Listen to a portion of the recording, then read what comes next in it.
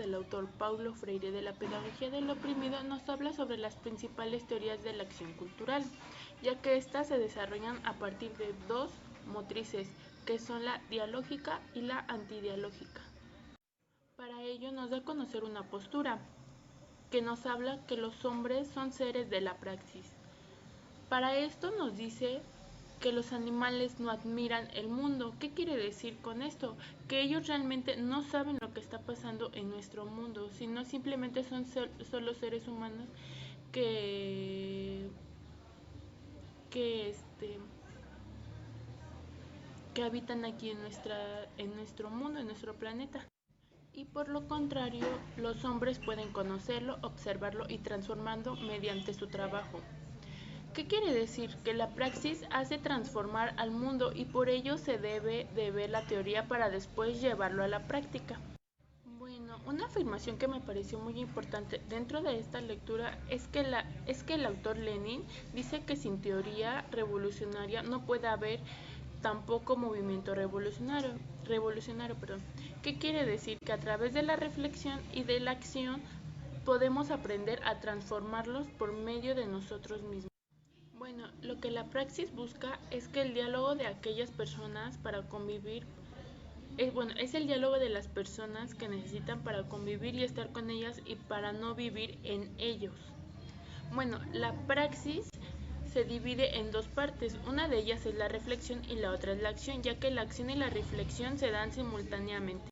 Bueno, otro autor importante dentro de esta lectura es el autor Marx, ya que dentro de la pedagogía del oprimido nos señala que no existe historia sin los hombres, así como no hay historia para los hombres, sino una historia de los hombres. ¿Qué quiere decir con esto? Que si no hay personas en el mundo no existiría una historia que contar o una historia que hacer.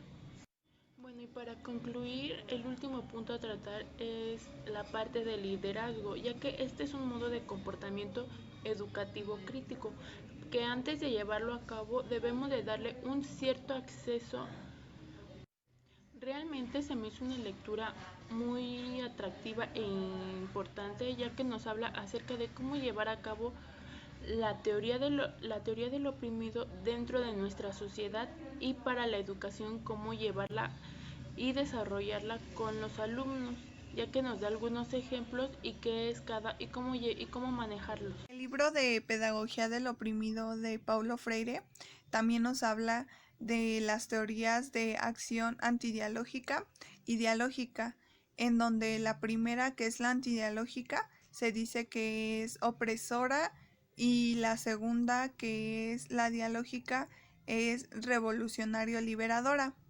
Bueno, la teoría de acción antidialógica nos dice que pues el dominador pretende en las relaciones con su contrario dominarlo, y pues que todo este acto de dominación implica pues de un sujeto que es el que conquista y de un objeto que es el conquistado. Bueno, en la acción antidialógica, el acto de conquistar, pues, o de dominar es muy esencial. Y el sujeto antidialógico se impone, pues, al opresor en una situación objetiva de opresión.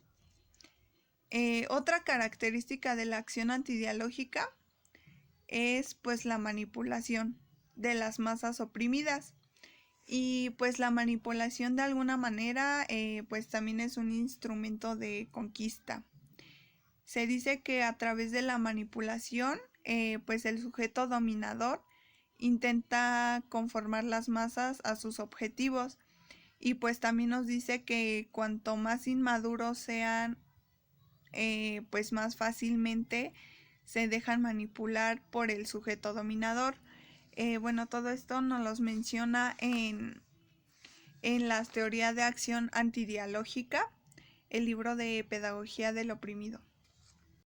En el capítulo 4 del libro de Paulo Freire, La pedagogía del oprimido habla sobre la manipulación y de cómo ésta afecta a la sociedad, ya que los individuos tienden a ser manipulados por una persona dominante.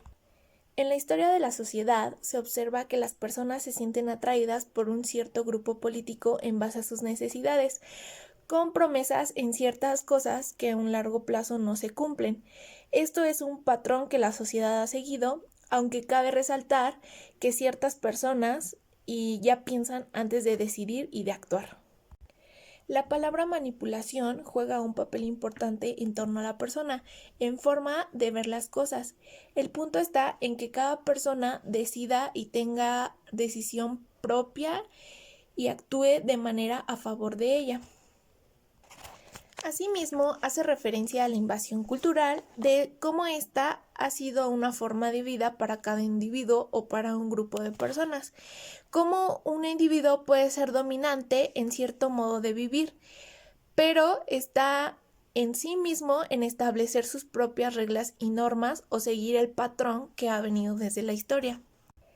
La invasión cultural trae consigo un gran cambio para el individuo y para su desarrollo personal. La libre decisión consta del propio individuo.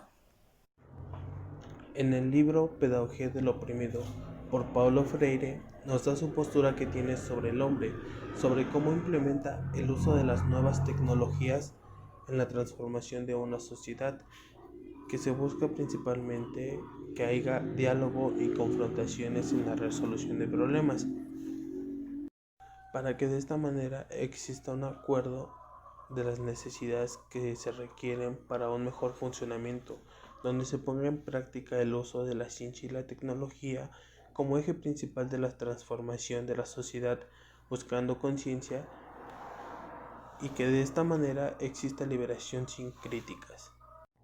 Y es que esto deriva a que en ocasiones existan factores en una sociedad que afectan, y estos serían críticas y opiniones.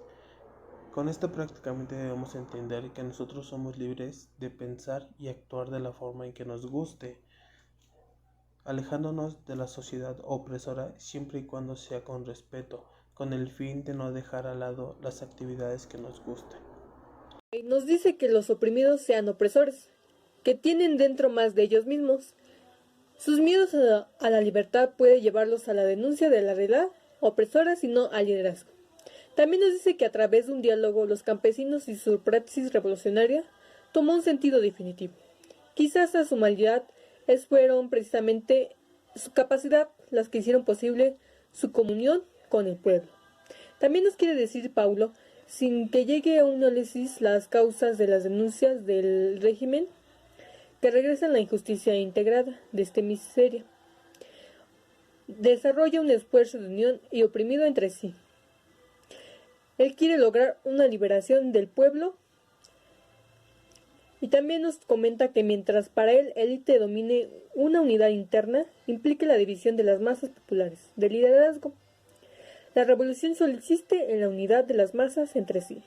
Y el testimonio en la teoría dialógica de las acciones es una concentración principal del carácter cultural y pedagógico.